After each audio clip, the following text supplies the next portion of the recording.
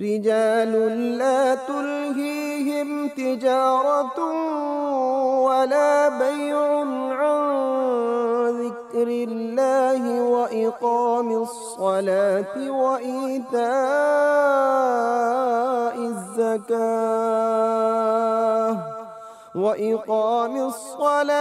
وإيتاء الزكاة يخافون يوما تتقلب فيه القلوب والأبصار۔ بسم اللہ الرحمن الرحیم۔ محترم ناظرین و سامعین، پیغام ٹی وی کے اس خصوصی پروگرام میں آپ کو مرحبا کہتا ہوں۔ یہ وہی پروگرام ہے جو بہت عرصے سے آپ دیکھ رہے ہیں، اور اس میں اجل صحابہ کا تذکرہ ہے۔ وہ صحابہ جنہوں نے جب اسلام قبول کیا، ان میں سے بہت سے تو ایسے تھے جو ابتدا میں قبول کر لیا، جنہوں نے اللہ نے ان کو یہ فضیلت عطا کی۔ بہت سے ایسے تھے جو بہت دیر سے اسلام قبول کیا، لیکن جب ایک دفعہ اسلام میں داخل ہو گئے تو پھر اسلام ہی کے ہو گئے، اور انہوں نے بہت انتظار کر کے دیکھتے رہے کہ اسلام اگر سچا ہے تو ضرور فتح پائے گا، اور قریش جو ہیں وہ شکست کھا جائیں گے۔ اور جب انہیں یہ پتہ چل گیا کہ قریش کو فتح ملنی ممکن نہیں ہے، تو پھر اس کے بعد وہ اسلام قبول میں آ گئے، لیکن جب آ گئے تو اسلام کے ہو گئے، اور اللہ کے دین کے ساتھ ایسی محبت کی کہ پھر وہ خود ضرب المثل بن گئے۔ بلکہ یہ فضیلت انہیں بھی حاصل ہو گئی کہ تاخیر سے اسلام لانے کے باوجود ان کی زندگی میں ایسے واقعات آئے کہ جن پہ اللہ نے قرآن نازل فرمایا، اور اس کو پھر رہتی دنیا تک لوگوں کی ہدایت کا ذریعہ بنا دیا، اس کو مثال بنا دیا ان کے ان واقعات کو، جس کی وجہ سے پھر لوگوں کو اپنے سوالوں کے جواب بھی ملتے رہے، اور ہمیشہ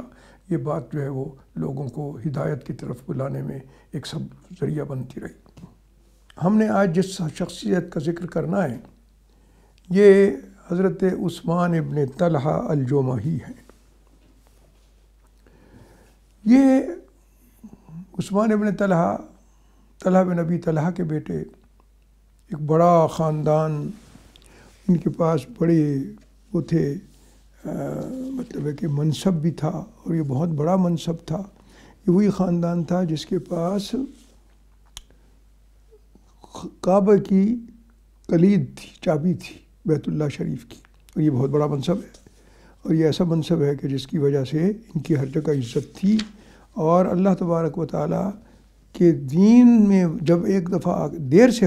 داخل ہوئے، لیکن جب یہ آ گئے تو اس کے بعد ان کی عزت جو ہے وہ 2-4 چاند لگ گئے اس کو، اور اللہ تبارک و تعالیٰ نے ان کو بہت بہت بہت اپنی رحمتوں سے نوازا۔ یہ جو آیت ہے قرآن کی کہ اللہ تبارک و تعالیٰ تمہیں حکم دیتا ہے کہ تم امانتیں ان لوگوں کو جو ان کے مالک ہیں لوٹا دو۔ وَإِذَا حَكَمْتُمْ بَيْنَ النَّاسِ أَن تَحْكُمُوا بِالْعَدْلِ، اور جب تم لوگوں کے درمیان فیصلہ کرو تو عدل اور انصاف سے کرو۔ اللہ تبارک و تعالیٰ تمہیں بہت خوبصورت نصیحت فرماتا ہے۔ ان اللہ کان سمیعا بصیرا، اللہ تبارک و تعالیٰ سننے والا دیکھنے والا ہے۔ اگر تم اس پہ عمل کرو گے تو وہ سننے والا دیکھنے والا ہے، تمہیں نواز دے گا، فضائل سے نواز دے گا، نعمتوں سے نواز دے گا، اپنی رحمتوں سے نواز دے گا۔ تو یہ آیت ہے جو اتری ہے حضرت عثمان ابن طلحہ جمحی کے حوالے۔ تو یہ پھر اس کی تفصیل آگے آئے گی کہ یہ کیسے ہوا۔ بہرحال یہ وہ ایک ایسا اہم خاندان تھا قریش کا کہ جن کے پاس چونکہ کعبے کی چابی تھی، تو اس لیے یہ بہت عزت مند سمجھا جاتا تھا، اور یہ بڑے اپنے جو ہے نا قوم کے ساتھ ان کی وابستگی بڑی شدید تھی، بڑا تعلق تھا، اور نتیجہ یہ ہے کہ اپنے کفر پہ یہ ڈٹے ہوئے تھے،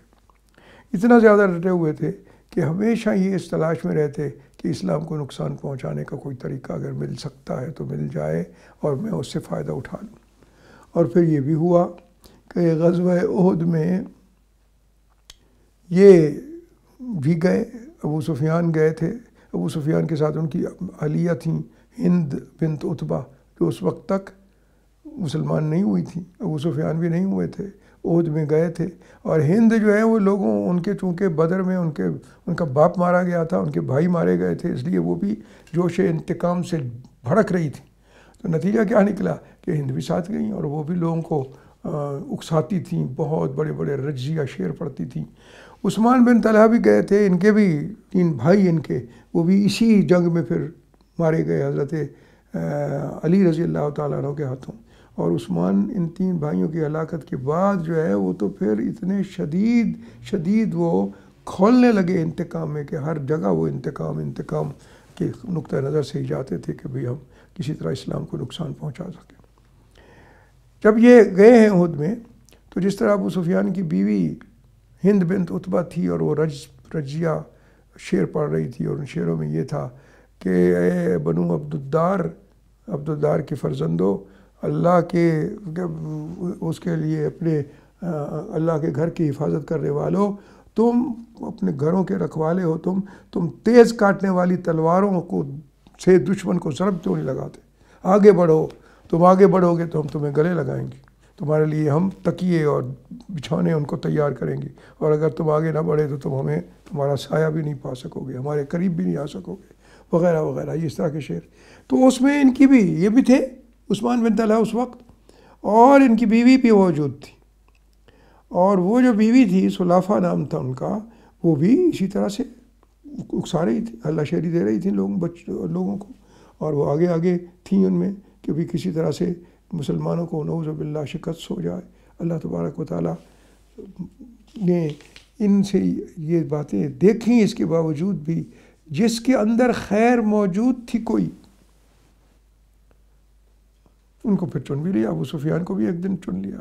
ہند بنت عتبہ بھی چن لی گئی، اور اسی طرح عثمان بن طلحہ جو وہی،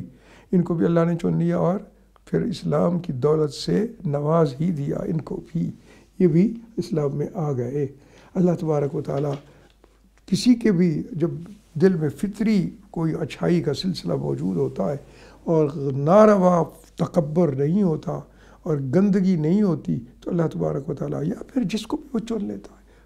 اس کو صاف بھی کر دیتا ہے، اس کو پاک صاف بھی کر دیتا ہے۔ اللہ تبارک و تعالیٰ نے ان کو بھی چن لیا۔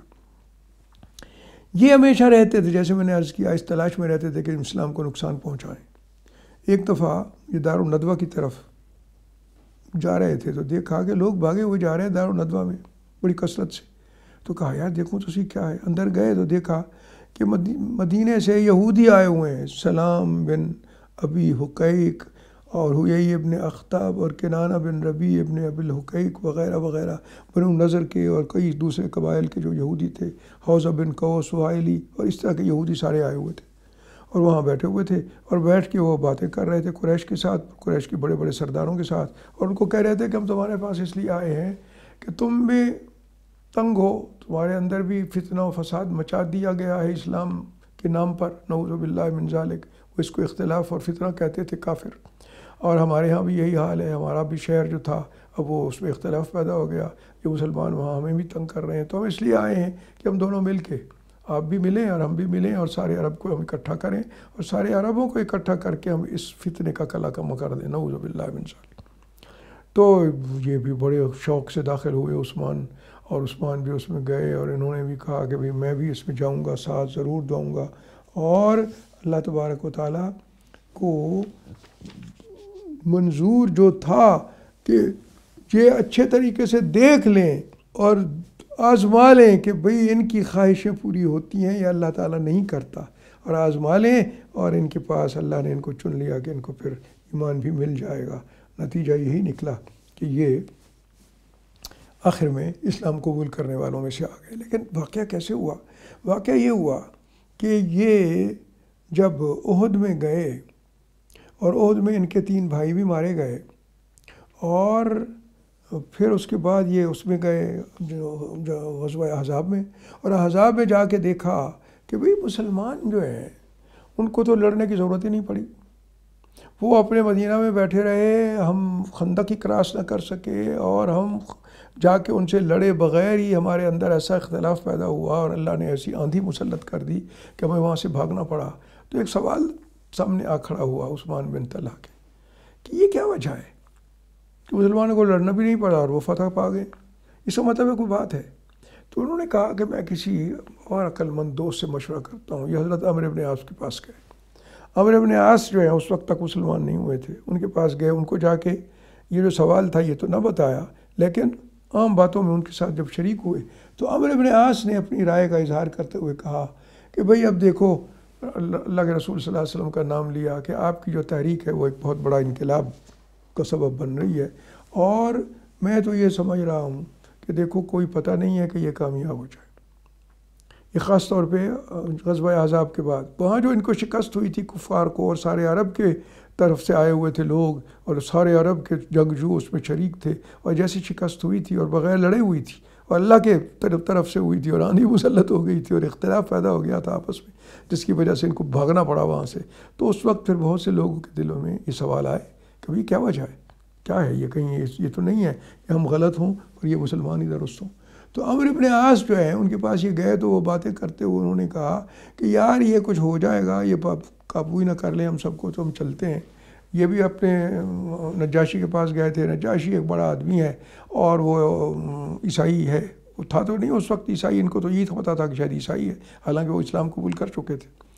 تو لیکن سارا وہاں عیسائی تھے زیادہ، اور وہی اس کے راہب بھی تھے زیادہ تر، تو عیسائیوں کا ملک تھا۔ تو یہ پھر انہوں نے کہا کہ نجاشی کے پاس چلتے ہیں، وہاں رہتے ہیں، اگر تو مسلمان جو ہیں وہ شکست کھا گئے تو ہم آ جائیں گے اور اپنا حصہ وہ جو ہے مال غنیمت میں وصول کریں گے اور فائدہ اٹھائیں گے اور اپنے گھروں میں رہیں گے، اور اگر نہیں تو پھر یہ ہم وہاں رہیں گے، ہم ان کے ہاتھوں سے بچ جائیں گے، یہ تو ہمیں مار ڈالیں گے، اس لیے کہ اب یہ تو ہمیں بغیر لڑے ہمیں شکست ہو گئی ہے، تو پتہ نہیں ہمارا انجام کیا ہو۔ تو یہی ہوا کہ یہ لوگ پھر آپس میں مشورہ کر کے، تو عثمان بن طلحہ جو ہے یہ بھی چلے گئے ساتھ، اور عثمان بن طلحہ کے جانے کے ساتھ چلے گئے، اور بیوی بھی ان کی ساتھ تھی، اور وہاں جا کے انہوں نے عثمان نے بڑا سمجھدار آدمی تھے، تو انہوں نے کہا کہ بڑے تحفے تحائف لے کے جانا چاہیے۔ تو انہوں نے کہا کہ جو نجاشی ہے اس کو چمڑے کی چیزیں بڑی پسند ہیں، تو انہوں نے بڑا خوبصورت چمڑے اکٹھے کیے، اس کی چیزیں اکٹھی کیں، بہت ہی زیادہ اچھی، واقعی اس کو پسند تھیں۔ یہاں کے لوگ جو تھے وہ بڑا اچھا چمڑے، یہاں قربانیاں بہت ہوتی تھی نا مکہ میں، تو اس کی وجہ سے بھی یہاں چمڑے کو رنگنے کی صنعت جو تھی وہ موجود تھی، بڑے کاریگر لوگ تھے اور بڑے بہت زیادہ ملتے تھے، تو وہاں تو یہ سب کچھ نہیں تھا، تو یہ چیزیں یہ لے کے گئے، اور جب نجاشی کے پاس پہنچے تو پھر یہ وہاں پیش کی، تو نجاشی بہت خوش ہوئے، اتنے خوش ہوئے کہ انہوں نے ان سے بہت قریب ان کو کر لیا اور کہا کہ بھئی دیکھو تم بڑے اچھے لوگ ہو، اور اتنے اچھے تم نے تحائف دیے ہیں اور میں تم سے خوش ہوں وغیرہ وغیرہ۔ تو اس نے عثمان بن طلحہ نے وہاں ایک موقع تلاش کیا تھا، تلاش یہ کیا کہ عمرو بن امیہ زمری نجاشی کے پاس آئے ہوئے تھے رضی اللہ تعالیٰ عنہ۔ اللہ تبارک و تعالیٰ کے رسول صلی اللہ علیہ وسلم نے اپنے صحابی کو عمرو بن امیہ زمری کو جعفر ابن ابی طالب اور ان کے ساتھیوں کے معاملے میں نجاشی کے پاس بھیجا تھا کہ ان کو واپس کرنے، لیکن جب یہ وہاں گئے اور عثمان بن طلحہ نے دیکھا کہ میرے تحفوں سے بڑا خوش ہو گیا نجاشی، اور یہ بھی دیکھا کہ وہ عمرو بن امیہ زمری آئے ہوئے ہیں، تو انہوں نے کہا کہ اگر میں اس کو مانگ لوں، بادشاہ بڑا خوش ہے مجھ سے میرے تحفوں سے، اور یہ مجھے مل جائے تو میں اس کو قتل کر دوں، تو پھر میں جا کے وہاں مکے میں بہت بڑا محسن ہو جاؤں گا ان کا، اور میں کہوں گا کہ یہ گیا ہوا تھا اور پتہ نہیں یہ جا کے ہمارے خلاف کیا وہاں سے وہ کرتا، اور جو ان کو بھی لے کے آتا حضرت جعفر ابن ابی طالب کو، ان کے ساتھیوں کو، تو اب میں نے اس کا کام تمام کر دیا ہے، اور میں جاؤں گا تو مکے میں بڑی عزت ہوگی اور ہم بھی اسی طرح سے۔ تو اس نے پھر یہ جب تحفے دیے اور خوش ہوا نجاشی، تو اس کو کہنے لگا کہ جی میں آپ سے یہ جو ایک ابھی آدمی گزرا ہے یہ ہمارا دشمنوں کا آدمی ہے، اور یہ بہت ہمیں نقصان پہنچاتے ہیں اور ہمارے بندے قتل کرتے ہیں، حالانکہ جنگوں میں یہ خود گئے تھے اور جنگوں میں ان کے بندے قتل ہوئے، اللہ کے رسول صلی اللہ علیہ وسلم نے تو مکے میں جنگ ہی نہ کرنے دی، اور قتل یہ جا کے خود ہوئے تھے، مارنے کے لیے نیت سے گئے تھے تو مارے گئے تھے، تو لڑنے گئے تھے، تو یہ اگر آپ میرے حوالے کر دیں تو پھر میں بہت بڑا آپ کا احسان ہوگا۔ تو یہ سنتے ہی نجاشی کو اتنا غصہ لگا کہ اس نے ابھی خوش تھا ان سے، عثمان بن ابی طلحہ سے، اور اس کے بعد یہ سنتے ہی اس نے ایک زور کا تھپڑ عثمان کی ناک پہ مارا، ایسا مارا کہ اس میں سے خون بہنے لگ گیا، اور کہا کہ تم اس کو قتل کرنا چاہتے ہو؟ یہ کہتے ہیں عثمان کہ مجھے یقین ہو گیا تھا کہ میری ناک کی ہڈی توڑ دی ہے اس نے، تو کہتا ہے میں اتنا خوف زدہ ہوا کہ میرے دل میں تھا کہ اب میں کسی طرح زمین شک ہو جائے، میں چھپ جاؤں. تو کہتا ہے میں نے پھر آگے سے ان کی معذرت کرنی شروع کر دی کہ بادشاہ سلامت مجھے پتہ نہیں تھا کہ یہ آپ کو پسند نہیں ہے، میں یہ جرأت نہ کرتا وغیرہ وغیرہ. تو پھر یہ تو نجاشی نے کہا کہ اس ہستی کے قاصد کو قتل کرنے کی بات کر رہے ہو کہ میں تمہیں دے دوں اور تم قتل کر دو، کہ جس ہستی پہ وہی ناموس اکبر، وہی جبریل امین جو موسیٰ کے پاس آتے تھے، موسیٰ علیہ السلام کے پاس، وہی ان کے پاس آتے ہیں، تو پھر ان کے قاصد کو میں قتل کر دوں. تو کہتا ہے کہ میں حیران ہو گیا کہ واقعی ایسا ہے، یہ اتنا بڑا بادشاہ ہے اور یہ عیسائیوں کے ملک پہ حکومت کر رہا ہے اور اس کو تو پتہ ہے، یہ تورات کا عالم ہے، اس کو تو پتہ ہے، تو واقعی یہ ہے. تو کہتا ہے کہ میں نے جب ان سے یہ بات سنی تو میں نے کہا کہ اچھا تو یہ واقعی ایسا ہے. اس نے کہا ہاں میری بات مانو تو ابھی اطاعت قبول کر لو، اللہ کے رسول پہ ایمان لے آؤ، اور ایمان لے آؤ گے تو پھر یہ ایک دن وہ آئے گا کہ اللہ کے رسول نے تو غالب آنا ہے اپنے مخالفین پہ، تو تم بھی اسی طرح سے پھر ان غالب لوگوں کے ساتھ ہوگے بجائے ان کے کہ جن کو قتل کیا جائے گا اور مارا جائے گا، جو ان کے ہاتھوں سے جہنم رسید ہوں گے، ان میں رہنے کی بجائے تم ادھر آ جاؤ. تو کہتے ہیں کہ میں نے جب یہ بات سنی تو میرے دل میں یہ سوال تو پہلے سے موجود تھا کہ مسلمان تو لڑے بغیر فتح پا گئے ہیں، اس میں بھی احزاب میں بھی، تو پھر کیا کریں. تو پھر کہتا ہے کہ میرے خیالات بدل گئے اور میں نے پھر یہ کہا اس سے کہ اچھا آپ اسلام پر میری بیعت قبول کریں گے. ان کے دل میں یہ اللہ نے ڈال دیا کہ یہ مسلمان ہے جو اسی بات کر رہا ہے، اللہ کے رسول صلی اللہ علیہ وسلم کے ساتھ اتنا پیار کرنے والا ہے کہ میری ناک کی ہڈی شاید توڑ دی ہے اس نے، اتنا زور سے مجھے مارا ہے اس بات پر کہ میں آپ کے قاصد کو اس کے حوالے کر دوں. تو وہ پھر اس نے کہا کہ اچھا آپ میرا اسلام، انہوں نے کہا کہ ہاں ٹھیک ہے. تو نجاشی نے ان کے طرف سے اسلام قبول کر لیا. انہوں نے چھپا لیا اور کسی کو نہیں بتایا. انہوں نے کہا کہ میں اگر یہ ظاہر کروں گا تو یہ نہ میرے ساتھی بھی سارے میرے سے ناراض ہو جائیں گے اور گھر بھی کیسے پہنچوں گا وغیرہ وغیرہ. تو عمرو بن عاص رضی اللہ تعالیٰ عنہ نے جو ہے نا وہ یہ پھر آپس میں جو مشورہ کیا اور یہی کہا کہ یار بات یہ ہے کہ عمرو بن عاص نے باتیں کرتے کرتے یہ کہہ دیا. خالد بن ولید وغیرہ بھی ساتھ تھے، یہ ناکام تھے، مکہ لوٹ گئے تھے حضرت عمرو بن عاص بھی، لیکن جب وہ گئے وہاں تو خالد بن ولید سے بھی کہا کہ یار چلو ہمیں رسول اللہ صلی اللہ علیہ وسلم کے پاس جانا چاہیے اور اسلام قبول کرنا چاہیے. یہ نجاشی جیسا بندہ بھی مسلمان ہو چکا ہے اور ان کو وہ حق پہ سمجھتا ہے اور نبی سمجھتا ہے، اتنا بڑا عالم بھی ہے، اتنا بڑا حکمران بھی ہے، اتنا بڑا آدمی بھی ہے، اتنا بڑا دانا بھی ہے. تو پھر یہ تو حقیقت ہو گیا اور چلتے ہیں. تو یہ سارے کے سارے پھر چلے اور ان میں عثمان بھی تھے. یہ تینوں گئے اور جا کے اللہ کے رسول صلی اللہ علیہ وآلہ وسلم کو ملے. تو اللہ کے رسول صلی اللہ علیہ وسلم کو دیکھ کے آپ کو پتہ چل گیا اللہ کی طرف سے کہ یہ اسلام قبول کرنے کے لیے آئے ہیں. تو رسول اللہ صلی اللہ علیہ وسلم نے بڑی خوبصورت بات فرمائی، لوگوں سے مخاطب کر کے کہا کہ مکہ نے اپنے جگر کے ٹکڑے تمہاری طرف پھینک دیے. کیسے خوبصورت بات کہی آپ نے، تمہاری طرف پھینک دیے ہیں اپنے جگر کے ٹکڑے. اور مسلمان خوش ہو گئے. پھر حضرت عمرو بن عاص آگے بڑھے اور کہا یا رسول اللہ میں اگر آپ کی بیعت کر لوں تو میں نے جو اب تک گناہ کیے ہیں ان کا کیا بنے گا؟ آپ نے فرمایا عمرو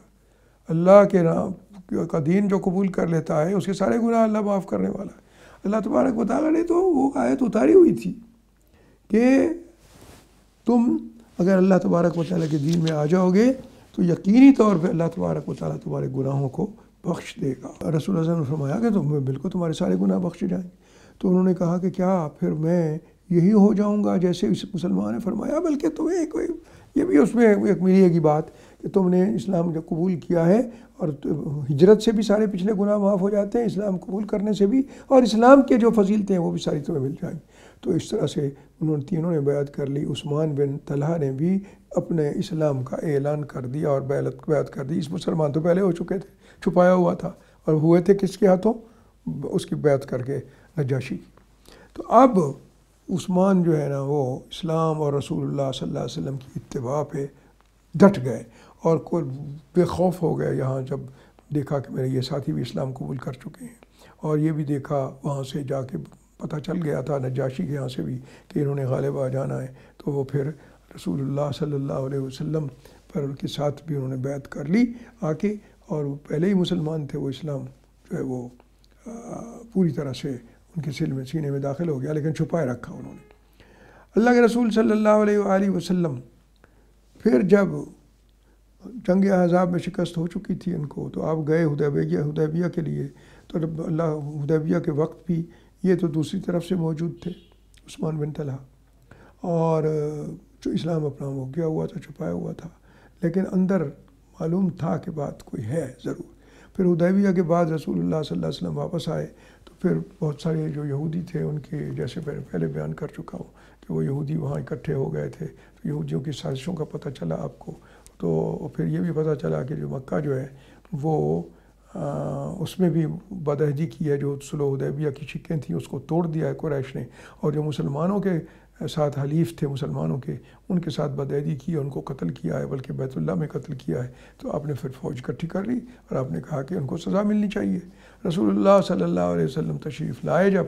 تو آپ ویسے دل سے یہی چاہتے تھے کہ میرے جانے میں جاؤں جب مکہ میں تو پھر مکہ کے لوگوں کو قتل نہ کرنا پڑے، بلکہ وہ اسلام ہی قبول کر لیں۔ تو اسی طرح ہوا، آپ باہر ابھی تھے مکہ میں داخلے سے پہلے ہی، تو حضرت ابو سفیان کو حضرت لے کے آ گئے، عباس ابن عبد المطلب رضی اللہ تعالیٰ عنہ، رسول اللہ صلی اللہ علیہ وسلم کے چچا، تو وہ آ گئے جب، تو ابو سفیان نے سب کچھ دیکھ لیا اور اسلام ان کے دل میں جگہ کر گیا، اور جب وہ جگہ پکڑ گیا تو ابو سفیان نے پھر کہا کہ مجھے اجازت دیں، میں جاتا ہوں اور میں جا کے وہاں آپ کا انتظار کروں گا۔ تو حضرت ابو سفیان جو ہے وہ واپس چلے گئے، عباس چھوڑ آئے۔ وہ وہاں ابو سفیان نے جا کے جب گھر میں پہنچے تو بیوی نے کہا ایسے ہی آ گئے ہو، کیا کر کے آئے ہو؟ کچھ کر کے آئے ہو، کچھ کرنا ہے، کل جنگ کرنی ہے۔ تو ابو سفیان نے کہا ہم جنگ نہیں کر سکتے، میں دیکھ کے آیا ہوں محمد رسول اللہ صلی اللہ علیہ وسلم کے ساتھی جو ہے وہ ان پہ اس طرح جان نشاور کرتے ہیں کہ بادشاہوں کے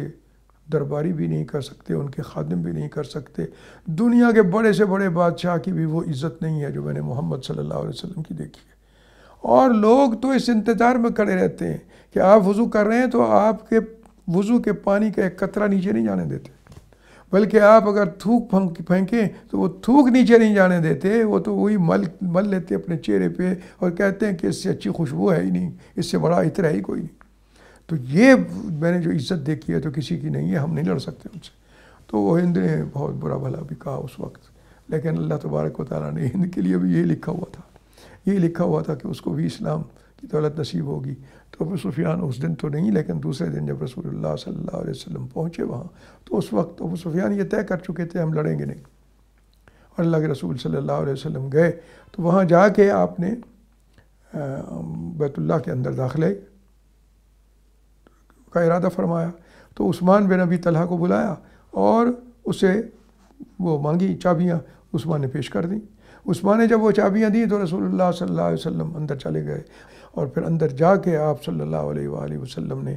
پھر نماز ادا کی، اور نماز ادا کر کے اس کے بعد پھر واپس آئے تو عثمان کو آپ نے چابیاں دیں واپس کی، اور کہا کہ اللہ نے تمہارے لیے حکم دیا ہے کہ